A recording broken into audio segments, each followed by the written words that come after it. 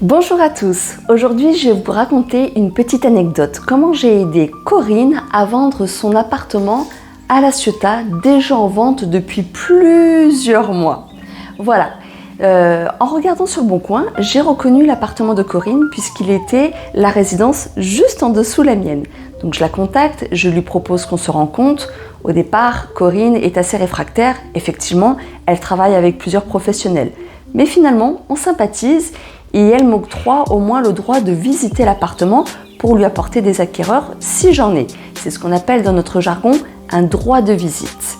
Il vaut mieux visiter le bien pour pouvoir le vendre au mieux à nos acquéreurs potentiels.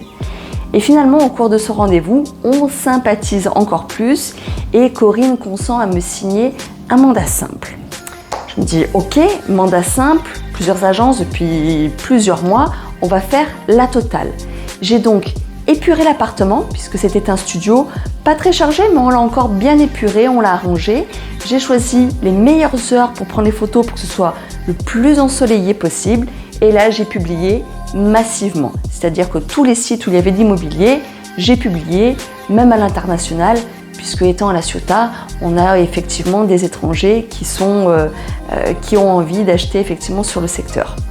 Une fois que j'ai fait tout ça, j'ai même fait des flyers et j'ai été toquer chez tous les voisins pour leur dire « Votre voisine vend, si dans votre relationnel vous connaissez un acheteur potentiel, contactez-moi, je rémunère mes apporteurs d'affaires ». Effectivement, je fais ce métier parce que j'adore parler aux gens, donc j'ai mis vraiment toutes les chances du côté de ma vendeuse. Malgré tout ça, il se passe 1, 2, 3 semaines, aucune visite. Des appels, mais aucune visite. Je contacte Corinne, je lui explique, je fais c'est pas normal sur un bien comme ça, il faut qu'on se revoie. Corinne refuse de baisser le prix. Elle a un projet bien défini derrière et elle est prête à ce qu'on dit à attendre. Je vais attendre, ça fait déjà presque 1 an, mais elle est prête encore à attendre. Donc à ce moment-là, je lui dis écoute, il y a une petite stratégie, on va déjà retirer le garage du bien, on va juste marquer qu'il y a un garage en sus, mais ça va nous permettre d'avoir un prix plus attractif pour les acquéreurs. Effectivement, ça attire un petit peu les acquéreurs. On fait quelques visites, mais absolument aucune offre. Je vois les gens pendant les visites pas du tout emballés. Je tente du coup le tout pour le tout. Corinne ne voulant pas du tout baisser le prix pour se mettre à un prix plus de marché, je décide avec elle d'aller à Leroy Merlin et de choisir une peinture résine pour repeindre sa cuisine qui était en imitation vieux chêne.